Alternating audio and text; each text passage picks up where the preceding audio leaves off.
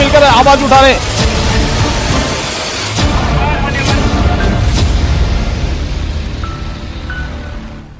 जी हाँ, जामिया मिलिया इस्लामिया में शहरियत तरमीमी कानून के खिलाफ एहतजाज जारी है। तलबा ने इम्तिहानात का बाइकआउट कर रखा है। उधर यूनिवर्सिटी इंतजामिया ने भी तमाम सेमेस्टर इम्तिहानात मुलतवी कर दिए हैं। पीआरओ के मुताबिक मुलतवी शुदा इम्तिहानात के लिए नई तारीख का ऐलान किया जाएगा। 16 दिसंबर से जामिया में मौसम सरमा की तातीलात शुरू हो जाएंगी।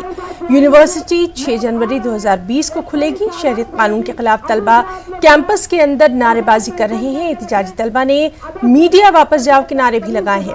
हिमायत में पहुंचे पप्पू यादव के साथ भी धक्का मुक्की किए जाने की खबरें हैं। गुज़िश्ता रोज एहतजाज के दौरान पुलिस एहलकारों और तलबा के दरमियान झड़पें हुई थी, जिनमें दर्जनों तलबा जख्मी हो गए थे। पुलिस ने सैकड़ों तलबा के खिलाफ केस भी दर्ज किया।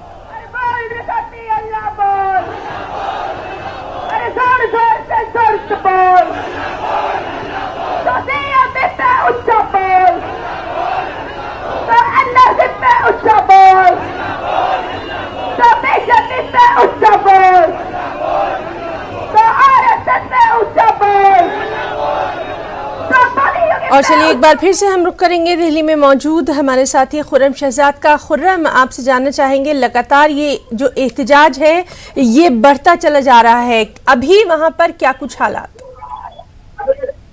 देखिए, कल से जो एहतजाज शुरू हुआ था अभी भी जारी है। कुछ देर पहले यहाँ पर पप्पू यादव जो साबिक मेंबर पार्लियामेंट हैं वो यहाँ पर पहुंचे थे। बिहार की पार्टी के वो सदर भी हैं। तो अभी एहतजाज जारी है और लगातार सीएबी को वापस लेने के लिए मांग की जा रही है और कहा जा रहा है कि इस तरह का कानून नहीं चाहिए जो मुल्क को तकलीफ करता हो। यहाँ पर लोग काफी जो स्टूडेंट हैं वो काफी नाराज हैं और बताया जा रहा है कि इसमें बाहर के लोग भी शामिल हो गए हैं स्टूडेंट के अलावा। और मीडिया इसको लेकर के यहाँ पर काफी नाराजगी है। थोड़ी देर पहले मीडिया के साथ काफी बदसलूकी दिखी गई और कई मीडिया वालों को यहाँ से जाना पड़ा है। आमतौर से यहाँ से मीडिया यहाँ से चला गया है और लगातार ये कहा जा रहा है कि हमारी कवरेज तो हो रही है लेकिन वो दिखाया नहीं जा रहा है। तो ये तमाम नाराजगी है, लेकिन इस सब के बावजूद यहाँ पर अभी प्रोटेस्ट जारी है। आज जामिया मिलिया इस्लामिया में एग्जाम था लेकिन तमाम तलबा ने उसका बाइकाट किया है। इसलिए जामिया मिलिया इस्लामिया ने तमाम एग्जाम को पोस्टपोन कर दिया है। आगे उसकी डेट का ऐलान कर दिया जाएगा। तो अभी जो सूरत हाल है वो काफी बड़ी तादाद में तलबा जमा है। लगातार यहाँ पर तकरीरें हो रही हैं और कैब को लेकर के अपने अपने ख्याल पेश किए जा रहे हैं। और लेकिन उससे एक गुस्सा बात यही है कि कैब को किसी तरह से भी मंजूर नहीं है। खुर्रम, आपने होली फैमिली अस्पताल है वहां का भी दौरा किया था, वहां पर अभी क्या कुछ तादाद है जो कल जो जख्मी हुए थे उन लोगों की, और कितने लोगों को वहां पर डिस्चार्ज कर दिया गया? देखिए, वहाँ के लोगों से मेरी बात हुई है, मैं खुद वहाँ पर गया था। वहाँ पर अभी तकरीबन 6 लोगों का इलाज चल रहा है लेकिन उसमें जामिया का कोई स्टूडेंट नहीं है, ज्यादातर लोग बाहर के हैं। कल वहाँ पर 30 लोगों को ले जाया गया था जिनमें 12 पुलिस वाले थे। 2 की हालत नाजुक बताई जा रही थी। आमतौर से जिनकी हालत नाजुक थी उनको ट्रामा सेंटर भेज दिया गया है और रेफर कर दिया गया है। इस तरीके से वहाँ पर अभी 6 लोग हैं और उनका इलाज किया जा रहा है। ज्यादातर लोगों को डिस्चार्ज कर दिया गया है लेकिन अभी 6 लोग हैं जिनका वहाँ पर जिनका इलाज किया जा रहा है। खुर्रम, ये भी आपसे जानना चाहेंगे, जिस तरह से लगातार सिक्योरिटी की बात की जा रही है तो सिक्योरिटी को लेकर वहां पर क्या कुछ खास आज नजर आ रहा है? देखिए, अभी तक एहतजाज जो कैंपस के अंदर हो रहा है, गेट के बाहर हो रहा है, ट्रैफिक जारी है। कल यहाँ पर हालांकि देखा था मोहम्मद अली जौहर मार्ग उसको पूरी तरह से ब्लॉक करना पड़ा था क्योंकि पार्लियामेंट मार्च की कॉल दी गई थी। तो अभी तक हालात अंडर कंट्रोल हैं। तलबा अपना एहतजाज कर रहे हैं। यूनिवर्सिटी की तरफ से अभी कोई ऑफिशियल बयान जारी नहीं किया गया है लेकिन इस तरह से एग्जाम पोस्टपोन करने पड़ रहे हैं। तालीमी सरगर्मियां रुक गई हैं। उसको लेकर के कहीं ना कहीं यूनिवर्सिटी को भी देखना होगा कि किस तरह से इन तलबा को मनाया जा सकता है। और कैब को लेकर के बहरहाल तलबा में और जो यहाँ पे एहतजाज करने वाले लोग हैं तो उनको वो लगातार यही मुतालबा कर रहे हैं कि कैब को वापस लिया जाए। अब यहाँ पर बाहर के जो लीडर्स हैं, यूनिवर्सिटी के लीडर्स हैं वो भी आने लगे हैं। जेएनयू के लोग आने लगे हैं। अलीगढ़ मुस्लिम यूनिवर्सिटी के कुछ लीडर्स भी आने लगे हैं। तो ये सारी सिचुएशन है यहाँ पर, और तस्वीरों में आप देख सकते हैं कि किस तरह के हालात हैं। अभी फिलहाल एहतजाज जारी है और ये लोग ये कह रहे हैं जब तक कि कैब को वापस नहीं करा लेंगे तब तक लगातार यहाँ पर एहतजाज होता रहेगा। खुर्रम, बहुत बहुत शुक्रिया आपका इस तमाम जानकारी के लिए। आगे भी हम आपसे अपडेट लेते रहेंगे और इसी तरह से मुंबई का रुख करेंगे, जहां शहरियत कानून के खिलाफ मुंबई के आज़ाद मैदान में भी एहतजाजी मुजाहरा किया जा रहा है। एहतजाजी मुजाहरे में हजारों की तादाद में लोग शरीक हैं। शहरियत कानून के खिलाफ होने वाले इस एहतजाज में शुमाल मशरक़ी रियासतों के लोग खास तौर पर शामिल हुए हैं। कांग्रेस का मुतालबा है कि महाराष्ट्र में शहरियत कानून नाफिज न किया जाए और यहाँ का जायज़ा लिया। यहाँ जो एहतजाज में शामिल लोग हैं, ख़ासतौर से जो ख़वातीन हैं, उनसे उनकी राय जानी हमारे मुंबई के साथी वसीम ने। सिटीजन अमेंडमेंट बिल अब ये कानून बन चुका है। इस कानून बनने के बाद भी अब पूरे देश भर में इसे लेकर नाराजगी जाहिर की जा रही है। खास करके असम में इसकी जो गतिविधियां हैं साफ तौर पे दिखाई दे रही है, किस तरह से लोग अपनी नाराजगी सड़कों पर आकर अपने प्रकट कर रहे हैं। लेकिन ये नजारा मुंबई का भी है। मैं मुंबई में आपको दिखाना चाहता हूँ कि मुंबई में आसाम के लोग हैं जो आजाद मैदान में बैठे हुए हैं और उन्होंने अपनी जो नाराजगी जाहिर की है और उन्होंने साफ तौर पर यह कहा है कि ये जो बिल जो कानून बन चुका है ये उन्हें मंजूर नहीं है। उनके हाथों में जो तख्तियां हैं वो साफ तौर पे ये बयां करती हैं कि इस कानून को लेकर उनका विरोध है। बड़ी संख्या में मुंबई में आसाम के लोग रहते हैं और यही नजारा आजाद मैदान का भी दिखा रहा है कि किस तरह से एकजुट होकर वो अपनी जो भाषा, अपनी परंपरा को बचाने की कोशिश कर रहे हैं। इस तरह का उनका कहना है। अब कानून बनने के बाद बहुत सारी दिक्कतें आ सकती है इस बिल को हटाने के लिए, लेकिन अब भी उम्मीद है इन लोगों में कि कहीं ना कहीं प्रेशर जरूर बनेगा जनता के बीच में और एक रास्ता जरूर निकल सकता है। लोकसभा और राज्यसभा में इस बिल के पास होने के बाद अब ये कानून बन चुका है पूरी तरह से। अब इसे किस तरह के आप लोग, खास करके आसाम के लोग क्या चाहते हैं, किस तरह से अब तक इंटरनेट कनेक्शन टूट चुका है, लोगों की उम्मीदें हैं, अभी लोग यहाँ परेशान हैं क्योंकि वहां रहने वालों से उनके कांटेक्ट नहीं हो पा रहे हैं और हो रहे हैं तो किस तरह टेंशन भरा माहौल होगा। हम उनसे जानने की कोशिश करते हैं, खास करके महिलाओं से। आप लोग खास करके आसाम के हैं, वहां पे भी आपके लोग हैं, वहां से आप लोगों से कांटेक्ट नहीं हो पा रहा है तो कितना टेंशन भरा माहौल होता है और इस पूरे बिल या जो कानून बन चुका है उसके लिए किस तरह से नाराजगी है? नाराजगी बहुत है। पूरा नेशनल मीडिया में दिख ही रहा है आपको कैसा नाराजगी है। लोग प्रोटेस्ट कर रहे हैं। कोई अपने जगह को ऐसे डिस्ट्रक्ट करने की कोई कोशिश नहीं करेगा। कितना लोगों में कितना कोप है, ये सब इसलिए कर रहे हैं क्योंकि लोग देखे कि हमारा कितना गुस्सा है। इससे पहले भी ऐसे हो चुका है बहुत बार और पता नहीं क्यों सेंटर हर बार इतना स्टेप मदरली एटीट्यूड आसाम के प्रति मतलब ले रहा है। I really don't understand. उसको समझना चाहिए। और हम लोग गवर्नमेंट का ऐसा नहीं, हम लोग एंटी गवर्नमेंट है, गवर्नमेंट के खिलाफ है, लेकिन हमारी जो सेंटिमेंट है, हमारी जो इमोशन है एज एन असमीज, वो समझिए पहले। आप तो खुद लॉ में भी हैं, कानून जानती हैं, लगता है कानून बनने के बाद इसे हटाना मुश्किल होगा? मुश्किल होगा लेकिन नामुमकिन नहीं है। कुछ भी नामुमकिन नहीं होता है। जब इतना ज्यादा विरोध हो रहा है तो president definitely with the government कुछ डिसाइड कर सकते हैं, क्योंकि अमेंड कर सकते हैं। वो क्लॉज को हटाइए जो क्लॉज डाला गया है, नहीं तो उसको रिवोक कर दीजिए। कुछ तो nothing is impossible in this entire universe, हम लोग सब बोलते हैं। तो ये क्यों नामुमकिन है? एक्ट ही है ना, कुछ कीजिए। आप निवेदन है, कुछ कीजिए। आपको लगता है कि जिस तरह से आपको कहा है कि कल्चर आप लोगों का खराब हो रहा है, चीजें खराब हो रही है, सच में ऐसा आपका विरोध है कि कल्चर खराब हो रहा है? जी हाँ, एक्चुअली जब 70s में 80s में प्रोटेस्ट हुआ था तब मेरी मम्मी भी बहुत एक्टिव थी उसमें। तो मम्मी वही बोल रही है कि तब से चलता जा रहा है ये प्रोटेस्ट, और क्योंकि ऑलरेडी 51 तक लिया गया था पर फिर भी असम में 71 तक 20 साल और हम लोगों ने लिया विदेशियों को। पर अभी 2014 तक अगर लेंगे, ऑलरेडी हमारी जो असमी स्पीकिंग है, सिर्फ असम में नहीं पूरे नॉर्थ ईस्ट में जो लोकल्स है उनकी कम्युनिटी वैसे ही कम हो गई है। ऑलरेडी बांग्लादेशी जितने हैं, ये मैटर नहीं करता है कि वो हिंदू है, मुसलमान है या क्या है। हम लोग असम में सब लोग बिहू मनाते हैं, साथ में सब लोग साथ में नाचते हैं, गाते हैं। हमारे हिंदू मुस्लिम का कॉन्सेप्ट है ही नहीं। पूरी इंडिया अलग है, इसमें हमारा असम अलग है। असम क्या, पूरा नॉर्थ ईस्ट अलग है। है। सो आपको आके देखना पड़ेगा जो यूनिटी है हमारी।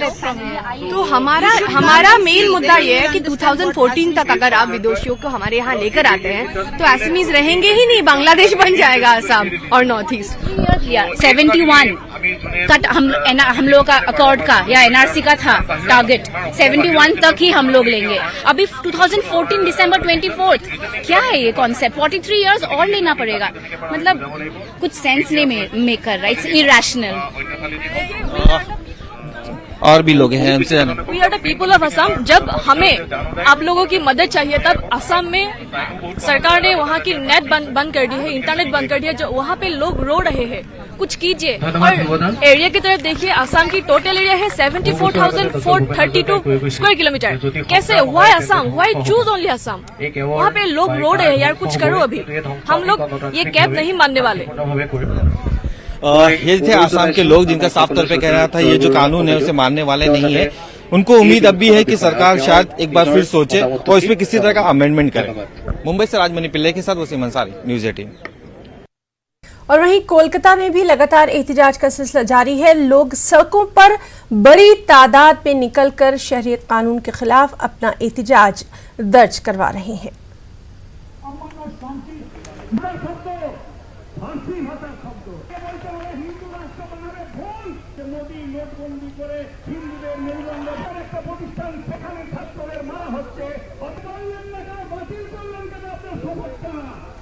লক্ষ লক্ষ ভারতবাসী জয় হিন্দ, জয় হিন্দ।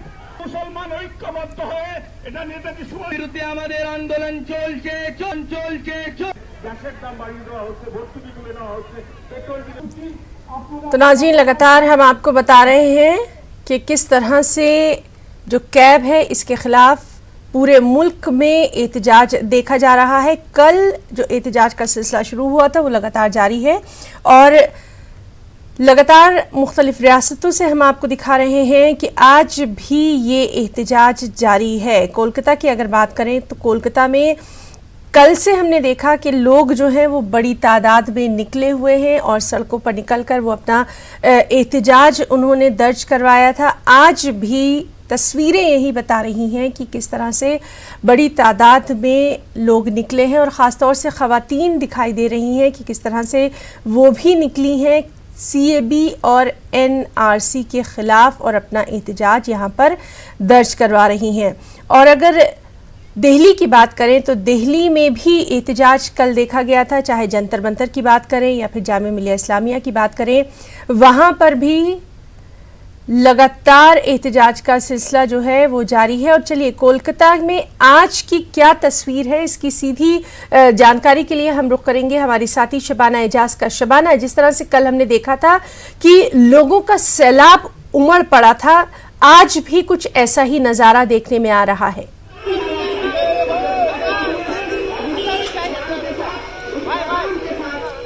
बिल्कुल है ना। आप देखें कि आज सुबह से ही कोलकाता के हावड़ा के कोना एक्सप्रेसवे पे लोग धरने पे बैठ गए हैं। सिचुएशन बहुत ही खराब है और पुलिस इंतजामिया की जानिब से हालात को कंट्रोल में करने की कोशिश की जा रही है, क्योंकि ये कोना एक्सप्रेसवे काफ़ी कनेक्टेड एक इलाका, ये जो है कोना एक्सप्रेसवे है जहाँ से आप रेलवे स्टेशन है, सतरागाछी रेलवे स्टेशन है, हावड़ा स्टेशन है, कई ट्रेनें जिसकी वजह से रद्द हुई है। और यही तस्वीर हम कहेंगे कैमरामैन को वो दिखाए। ये देखिए कोलकाता की तस्वीर है, लोग यहाँ जमा होने शुरू हुए हैं। और ख़ास बात यह है कि इस तरह के एहतजाजी धरने में, एहतजाजी रैलियों में हर कम्युनिटी के लोग शरीक हो रहे हैं। ख़वातीन भी हैं जो इस रैली में शरीक हुई हैं। हालांकि आज की रैली जो कोलकाता के पार्क सर्कस के 7 पॉइंट क्रॉसिंग से निकलने वाली थी, वहाँ इस रैली की इजाज़त नहीं दी गई, जिसके बाद ये दरगाह रोड से ये रैली निकाली जाएगी और रिपन स्ट्रीट तक ये रैली जाएगी। लेकिन कितनी दूर तक रैली को ले जाने की इजाज़त होगी वो तो बहरहाल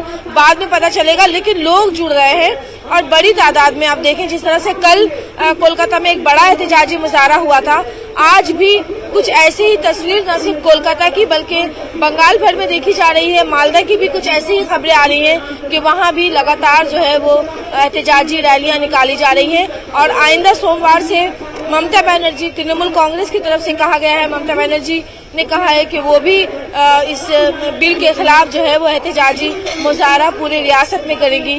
कोलकाता से इसकी शुरुआत होगी। जी शबाना, जिस तरह से हम लगातार बात कर रहे हैं कि इस एहतजाज में सिर्फ मुसलमान ही शामिल नहीं है बल्कि समाज का एक बड़ा तबका, दानिश्वर तबका इसके खिलाफ नजर आ रहा है। आज भी कुछ अहम शख्सियात जो हैं वो दिखाई दे रही हैं।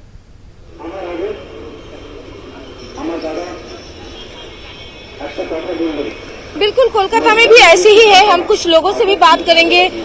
सिर्फ एक खास तबका जो है, ऐसा नहीं है कि वही इस रैली में शामिल है, बल्कि हर तबके के लोग हैं। आप कहें, आप यहाँ एहतजाज कर रहे हैं, क्यों कर रहे हैं? कौशिक भाई, हम लोग बड़े भाई हैं। हाँ, बोलिए। क्यों यहाँ एहतजाज कर रहे हैं? हर कम्युनिटी के लोग इस एहतजाज में शामिल हैं। यहाँ पे मेरे ख्याल से आज 60% नॉन मुस्लिम्स हैं और 40% मुस्लिम हैं। ये एनआरसी के विरोध और सीएबी के विरोध। एनआरसी तो अभी नया अमेंडमेंट वो लाने वाले हैं बिकॉज पुरानी एनआरसी फ्लॉप हो चुकी है। अब जो पुरानी एनआरसी फ्लॉप हो चुकी है असम में, जैसे कि आप जानते हैं 19 लाख मेरे हिंदुओं भाई को निकाल दिया गया था और 4 लाख मुस्लिम भाई को। तो मैं बार बार कहना चाहता हूं कि ये जो एनआरसी और सीएबी है, ये सिर्फ धर्म के नाम में नहीं है, ये कॉन्स्टिट्यूशनल के खिलाफ है, डॉक्टर अंबेडकर के खिलाफ है, हमारे बुक ऑफ लॉज के खिलाफ है। और पार्लियामेंट में जो ये मजाक हुआ है, ये पार्लियामेंट में जो एक मतलब जिसको हम कलकत्तिया लैंग्वेज में कहते हैं ठट्टाबाजी जो हुआ है, ये बिल्कुल एक शर्मनाक है। हम इसके अगेंस्ट। और आज देखिए, आज जो औरतें यहाँ पर हैं, ये औरतें कोई पार्टी पॉलिटिक्स से नहीं आई हैं, वो अपने घरों से निकल कर आई हैं। इनके दिल में एक भय बैठा हुआ है, उनके दिल में एक डर बैठा हुआ है कि हमारे पास आईडी कहां कुछ से आए। कश्मीरी पंडित भी यहाँ पे इस धरने में शामिल हुए हैं, हम उनसे भी चाहेंगे बात। आप कश्मीरी पंडित हैं? जी हाँ, जी हाँ, मैं कश्मीरी। ये रैली में शामिल हुए हैं? जी बिल्कुल। क्या है आपका एहतजाज, क्या है? मुझे भी उतना ही दर्द है इस एनआरसी से जितना मेरे मुसलमान भाइयों को है। मैं नहीं चाहता हिंदुस्तान दोबारा बटे, चाहे हिंदू में बटे चाहे मुसलमान में बटे। हम यही चाहते हैं कि हम एक रहें। हम ये चाहते हैं मोदी जी ये सब जुमले ना करके हमें नौकरी दे, हमें ना बंटवाए। तो देखें लोग जो है वो किस तरह से उनका मुतालबा है कि जो अहम मुद्दे हैं, जो मुल्क के अहम मुद्दे हैं, उसकी तरफ ध्यान दिया जाए। और इस तरह के जो बिल पास किया जा रहा है जिससे खास तबके में नाराजगी देखी जा रही है, उस नाराजगी को जो है वो इसी पे खास तबके तक ही महदूद नहीं है, बल्कि हर कम्युनिटी के लोग इस तरह के एहतजाजी रैलियों में शामिल हो रहे हैं। जी शबाना, जिस तरह से हम लगातार देख रहे हैं कि शरीयत कानून के खिलाफ वहाँ पर लोग जो हैं वो जमा हैं और ख़ास तौर से जो ख़वातीन निकल कर आई हैं, ये भी काफ़ी अहम बात है कि वो भी अपने तमाम चीज़ों को सामने रखने के लिए आज सड़कों पर वहाँ मौजूद हैं।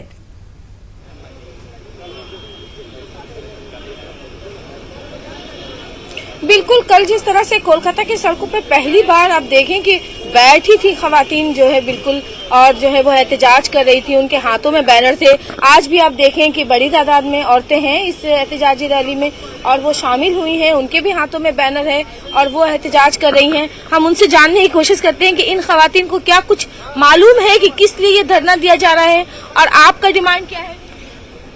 हाँ, इसलिए कि हम लोग एनआरसी के खिलाफ है। हम लोग हिंदू मुसलमान एक संग रहना चाहते हैं। हम लोग कोई झमेला झगड़ा नहीं चाहते, शांति से रहना चाहते हैं। सिर्फ शांति चाहिए हम लोग को, और हम लोग को एनआरसी नहीं चाहिए। हम लोग एनआरसी का लेकर के आए हैं। हम लोग एनआरसी के खिलाफ आए हैं। हम लोग एनआरसी नहीं चाहिए। हम लोग हिंदू मुस्लिम मिल करके भाई भाई बन के रहते तो उसी हिसाब से रहेंगे। जैसा रहते तो उसी रहने चाहेंगे। हम लोग नहीं चाह रहे कि इतना झमेला में, एनआरसी का कोई झमेला में बाल बच्चा भी गिरे, पढ़ाई लिखाई भी है, सब कुछ है। इस झमेला में हम लोग नहीं रहने चाह रहे। तो इत्तेहाद का पैगाम भी है जो ये खवातीन दे रही हैं, इस तरह के एहतजाजी मुजाहरों में शामिल हो रही हैं और इनका यही डिमांड है कि वो आपसी इत्तेहाद के साथ इस मुल्क में रहना चाहती हैं।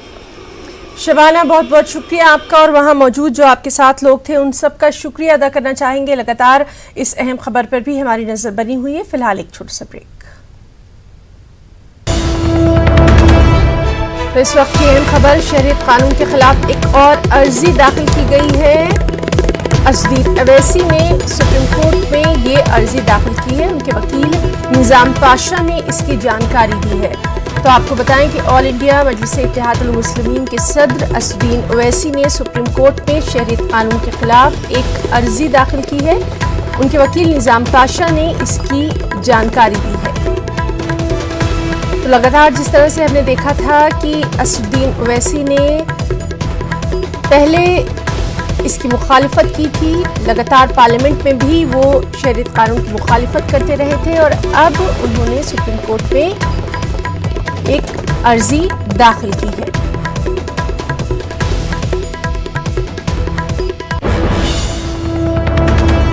और एक और अहम खबर, वज़ीर-ए-आज़म नरेंद्र मोदी की 22 दिसंबर को एक बड़ी रैली होगी। दरअसल दिल्ली के रामलीला मैदान में ये रैली होना है और कांग्रेस की भारत बचाओ रैली के जवाब में ही ये रैली मुनक्किद की जाएगी। तो वज़ीर-ए-आज़म नरेंद्र मोदी की एक बड़ी रैली दिल्ली के रामलीला मैदान में 22 दिसंबर को होना है और कांग्रेस की भारत बचाओ रैली के जवाब में इस रैली का इनेकाद किया जाएगा। दिल्ली के रामलीला मैदान में कांग्रेस की भारत बचाओ रैली हो रही है। रैली से खिताब करते हुए प्रियंका गांधी ने कहा कि बीजेपी है तो महंगाई और बेरोजगारी मुमकिन है। उन्होंने कहा कि जो नाइंसाफी के खिलाफ नहीं लड़ेंगे वो बुज़दिल कहलाएंगे। और वहीं राहुल गांधी ने कहा कि मुल्क में बेरोजगारी महंगाई से अवाम परेशान है। भाईचारे का देश है, एक दूसरे का हाथ थामने की आदत है ये देश। एक लड़की के दिल में सक्षम बनने की आकांक्षा है ये देश। एक नौजवान की आंखों में पल रहा मजबूत भविष्य का सपना है देश। एक किसान के लहलहाते खेत है देश। फैक्ट्री में काम कर रहे मजदूर की कड़ी मेहनत है देश। एक फौजी के दिल में मातृभूमि के लिए जान दे। देखिए, एक साथ प्यार से खड़े हैं। ये हमारा कांग्रेस का कार्यकर्ता किसी से नहीं डरता, एक इंच पीछे नहीं हटता और देश के लिए अपनी जान देने के लिए तैयार रहता है। सही बात बोलने के लिए माफी बोलूं, माफी मांगूं। भाइयों और बहनों, मेरा नाम राहुल सावरकर नहीं है, मेरा नाम राहुल गांधी है। मैं सच्चाई के लिए कभी माफी नहीं मांगूंगा, मर जाऊंगा मगर माफी नहीं मांगूंगा। माफी नरेंद्र मोदी को माननी है। नरेंद्र मोदी को देश से माफी मांगनी है और उनके जो असिस्टेंट है अमित शाह, उनको देश से माफी मांगनी है। क्यों मांगनी है मैं आज आपको बताने आया हूं। सबसे पहले ये देश की शक्ति, इस देश की आत्मा, इस देश की शक्ति इसकी अर्थव्यवस्था थी। अर्थव्यवस्था है नहीं थी। पूरी दुनिया हमारी ओर देखती थी, कहती थी ये हिंदुस्तान में क्या हो रहा है।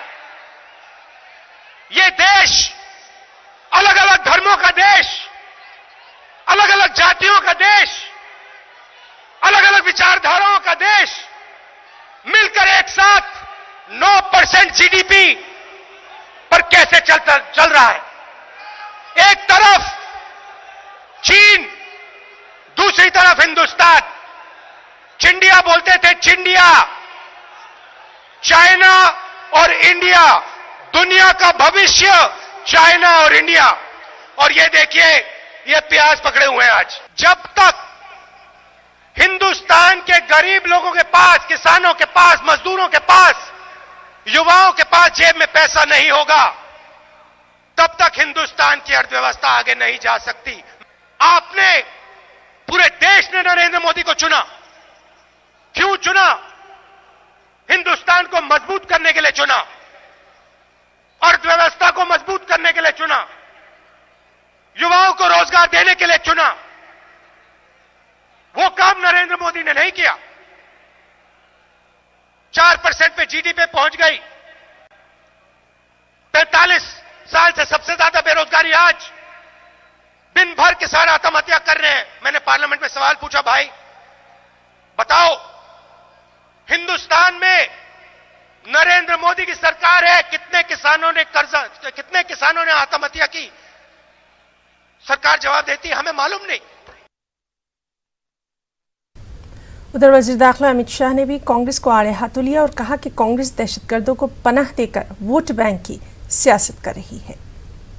आतंकवाद को बचाकर आज तक कांग्रेस पार्टी वोट बैंक की पॉलिटिक्स करती थी। Congress party vote. खबरों में फिलहाल इतना ही। आदाब।